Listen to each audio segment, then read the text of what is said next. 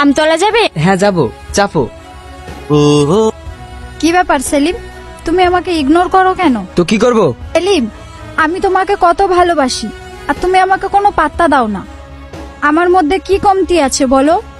আমাকে ভালোবাসলে তোমাকে আর টোটো চালাতে হবে না, 4 চাকায় করে ঘুরবে।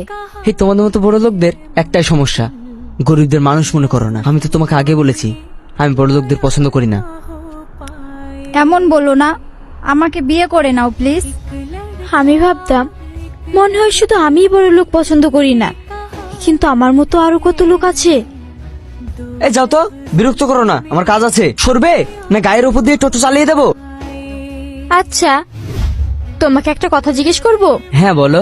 তুমি কি সত্যি বড় লোক পছন্দ করো না? আরে কি বলছো তুমি? আমি তো বড় লোকদের ধারে কাছেও ভিড়ি না। জানো, বড় লোক দেখলে আমার কেমন জানি না রাগ হয়। কেন?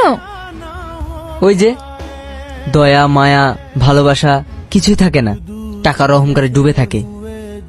একটা কথা কি জানো, সত্যি কথা বলতে আমারও বড় লোক পছন্দ না। তাই নাকি? হ্যাঁ, দেখো তোমার আর আমার মধ্যে কতটা মিল। তাহলে চলো না আমরা বিয়ে করে ফেলি। আরে না না, কি বলছো তুমি?